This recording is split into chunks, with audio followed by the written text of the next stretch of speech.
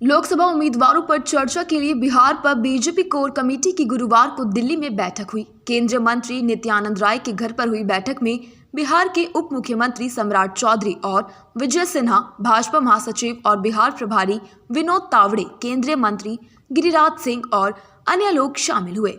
सूत्रों ने बताया कि उन 17 सीटों के लिए उम्मीदवारों पर चर्चा की गई, जिन पर बीजेपी ने 2019 के लोकसभा चुनाव में बिहार में जीत हासिल की थी।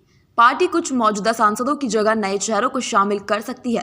पूर्वी चंपारण के सांसद और वरिष्ठ भाजपा नेता राधा मोहन सिंह को उम्मीदवारों की सूची से हटाया जा सकता है और पार्टी उन्हें कोई अन्य भूमिका सौंप सकती है। हालांकि सूत्रों का कहना है कि यूपी की पहली सूची के बाद इसकी संभावना नहीं है कि पार्टी जिताऊ सीटों पर उम्मीदवारों में बड़ा फेरबदल करेगी।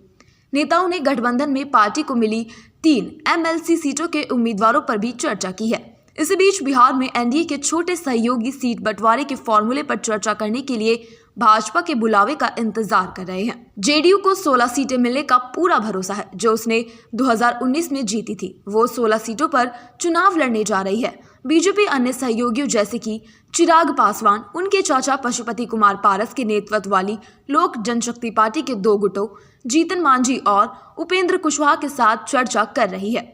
उम्मीद है कि चीजें जल्द ही सुलझ जाएंगी।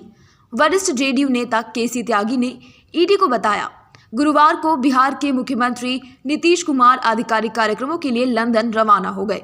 सीएम के साथ रवाना होने से पहले जेडीयू के नवनिर्वाचित सांसद संजय झा ने दिल्ली में अमित शाह से मुलाकात की। झा ने एक्स पर पोस्ट किया कि क्षेत्रीय और राष्ट्रीय मुद्दों पर चर्चा हुई है। जब बीजेपी राज्य कोर कमेटी की बैठक चल रही थी, तभी एलजेपी नेता चिराग पासवान ने सीट फॉर्मूले पर चर्चा करने के लिए भाजपा अध्यक्ष जेपी नड्डा से उनके आवास पर मुलाकात की। सूत्रों के द्वारा बताया गया है कि नड्डा ने पासवान को आश्वासन भी दिया है कि एक निष्पक्ष डील पर काम किया जाएगा। उपेंद्र कुशवाहा और जीतन राम मांझी पटना में हैं और चर्चा के लिए बुलाए जाने का इंतजार कर रहे हैं। अगर बीजेपी जेडीयू को 16 सीटें देती है तो खुद 17 सीटों पर चुनाव लड़ने के बाद उसके पास इन सहयोगियों के बीच बांटने के लिए सिर्फ 7 सीटें बचेंगी। बीजेपी के द्वारा एलजेपी के 2 धड़ों को 5 सीटें और मांझी और कुशवाहा को 1-1 सीट देने की संभावना है। चिराग पासवान गुट को 3 सीटें मिलने की संभावना है और यही बात उन्हें बेचैन कर रही है। बीजेपी के सूत्रों ने बताया है कि गठबंधन पर आगे की बातचीत 12 मार्च के बाद होगी, जब नीतीश कुमार लंदन से वापस आ जाएंगे।